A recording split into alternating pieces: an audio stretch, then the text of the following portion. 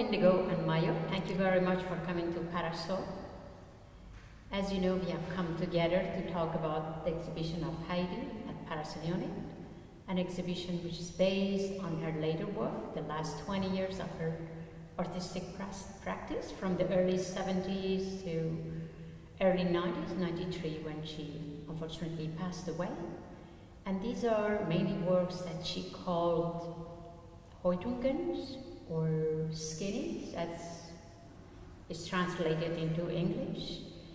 And I realized that in a way Heidi had an incredible productive artistic career early on in her life, in the 60s or late 50s and 60s and 70s, and at that time she mainly did very beautiful line drawing, very beautiful collages, silk collages, which yet they have to find fabulous exhibitions, I'm sure. But then it came the time, 1969, when your family left for Canada and United States, mainly in LA and Santa Barbara, and basically after coming back to Switzerland, the art that Heidi created was very different. She started doing her latex work, and there were much more prominent, assertive work, really her mature work. Could you tell us a little bit how that influence of LA or Canada really was on her? Do you remember anything changed for her during that time? Looking back, indeed, California, the years particularly in California, beginning of the 70s, was a changing point in Heidi's artistic practice. We have to think she was at that time a woman of 46 years. It was at the same time women's liberation, strongly emancipation coming up, particularly in California. In Switzerland, we still didn't have rights to vote until 1972, so coming from a very conservative background, actually. What is interesting, there is a saying, which I would like to say now: the first 50 years in your life, you go away from home, and the second part, next 50 years, you go back home. So that is actually what happened in California. It's at the end of the Western world, and we came back. And then she was capable of doing this stunning work, which we are surrounded now. Well, I think my memories are especially from Hollywood. And there she really blossomed. She was doing these foam shell sculptures in collaboration with her father, but inspired mostly by her, by the shells, the mother of pearl. And we were playing with those. They were working all the time. And I remember I was learning English by watching TV, and they were working, and we were playing with some of those foam figures. And basically, the big change from the drawings and the collage was also because I was 8, you were 6 then, and she could start working again. So it was a change in life for her, a natural change because of time, because of surroundings. There was this amazing performance, which we are showing the film downstairs in the video room, and that was a collaboration on that Heidi did with your father, Karl Bucher. And there were all these incredible performances. And is that when Heidi started with the idea of performance as integral part of the work? That's a good question. I would actually say it with yes, because it has to do with a group of people, and the people inside were people from LACMA. Our father was in smaller sculptures, even Indigo and I were in. There are still some great photos which document that. But I think that the idea of performance, I mean, it also came out of that context of American early 70s And to mention here a very influential and close friend, Heidi and Carl were very close with Ed Kienholz. And this was kind of this spirit, I guess, which is open-minded, and the community was very important, though the community, the art world, was super small compared to Los Angeles, what we are experiencing nowadays. So everybody almost knew everybody. So here we are downstairs in the exhibition. On the wall that leads to the garden, there is a work called Borg. And Borg is, she executed Borg in 1976. And this was in the disused butcher shop in Zurich, where she took as, coming back from US, she took that as studio. It's quite a beautiful work. It's also a major work, very important work, which shows the kind of restriction and very lines of taut lines of minimalism. And at that time, in 1976, it's almost like 3 years she has been now in Switzerland, and she did that work. Was she satisfied with that work? Did she want to show that work? Well, obviously it was, as you said, it's a major work because it had to do with her new self-defining. I mean, she went down, it was literally a cellar.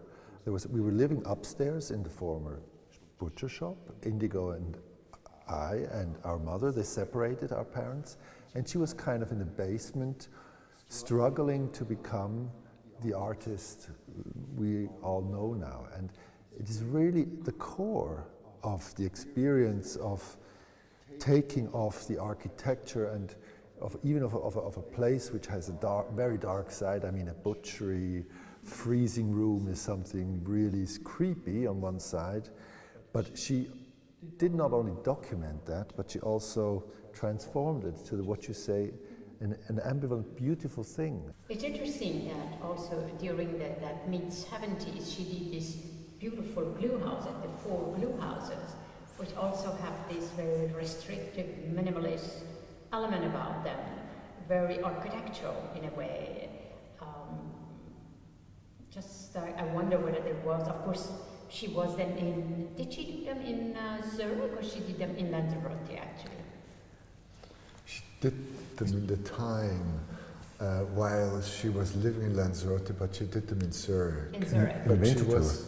In Winterthur, yes, Winterthur.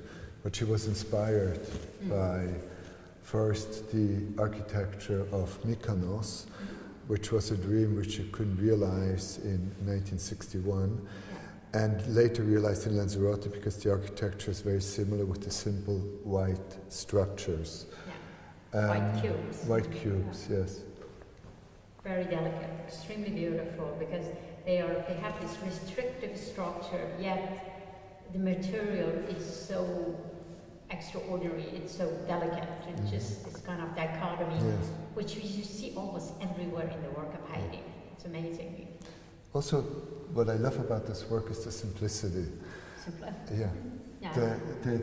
It's really got a genius in its simplicity. The structure, the simple structure. She also was making many sketches of spaces, shell spaces, which were beautiful, simplistic structures to sit in, to live in. And this is part of that. But in a way, that performance, the performative element in the work of Heidi, it seems existed in all the skinning works she did.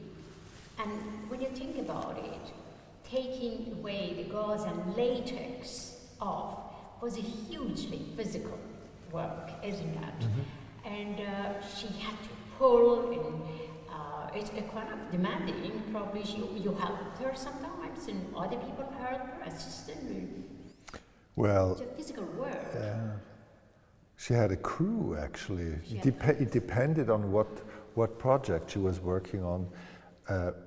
Actually, from the Arnhem house, which is not represented here, which was her largest That's the ancestor project, house. the ancestor house. Yeah, in Winterthur. Yeah, there, like for instance, she skinned all the floors, and we're speaking about 15 floors, which are life-size floors. And this was, as you say, on one side, enormous physically demanding. By the way, the film of Räume sind Hüllen sind heute transformed to rooms, our skins, our surroundings, is shown downstairs, I think.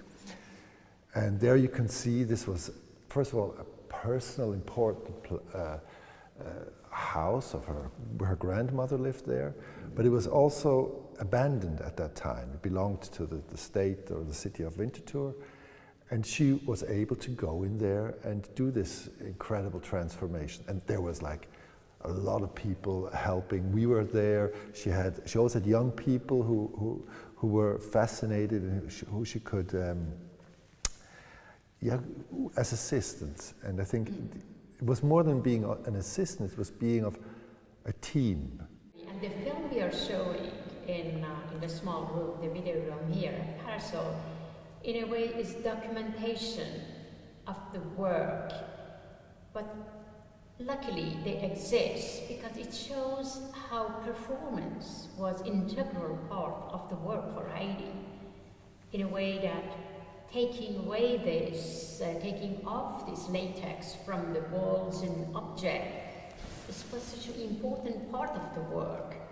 And yes, they exist object as they are, but there is a whole, without those films, without us realizing actually that there was this performative element which was integral part of them.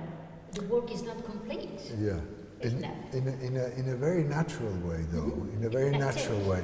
It's the skinning, it's leaving behind the past and emptying the spaces and preparing yourself for preparing your future, taking control over your situation. For example, I think one of the works that I just, of course, is in the cover of the publication also. It is this beautiful room that is flying in this beautiful blue sky. And for me, that work is just totally the incorporation of Heidi's idea and herself.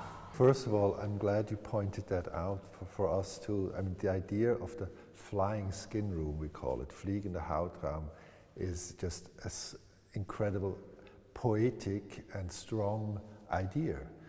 To make a room fly is what you said, leaving behind the past, but at the same time you take along your past. This is the contradiction, what you were speaking about. But I think she overcame the past, her history, through this process. And what we are seeing now is not a historical documentation, it is actually our images for the future. Now, I know that both of you collaborated with Heidi on creating some of the works, and is there anything special you could share with us? It's a difficult question for me. Difficult. Would you like to elaborate, or shall we go? No, I would try to. Well, basically, we had a very strong and conflicted relationship, and I think it has to do very much with we wanted to both improve as a being, and that's where we clashed a lot by trying to help each other. I would like to maybe elaborate at this point a bit more on two works which are shown here. One is behind us, okay? And this is, the name of this work is Anna Mannheimer with Target. Now, on the back there's a label, and there's actually a larger title to this. And I would like to quickly read you this title, because I have it here. because it's significant to the meaning of the work. So the full title would read Anna Mannheimer verliebt in Basel. And this was around 1950. Someone shot the target and the animal was injured. In the middle behind the shell there's a target, an actual paper target from her father. That's it. And the last sentence is, as a child, Anna Mannheimer was lonely. Now, our mother was a single child and she was a lonely child. She was expected to be somebody she was not, and she struggled her whole life with that. Basil was one of her great love. He was from Britain and he was a British officer. 1950, when the target was shot and he was injured, this was actually Basil got injured in the Second World War, and maybe this has to do something with that as well. So this work has so many meanings for me and interpretation, also because of its symbolism, but also because of its simplicity and beauty. Yes. And the other work I'd like to comment on is the work at the end. It's maybe her last great work, which that's what I call it. And it's called La Vida e Muerte, which is life and death. 1992, thank you. Yes, and this was 75. So one of the earliest works here, or maybe the earliest, together with these two. And this work with this wood trunk, with the two bags, post bags, with a label where she put the title and signed it. And the upper part is life, and then the lower part is death.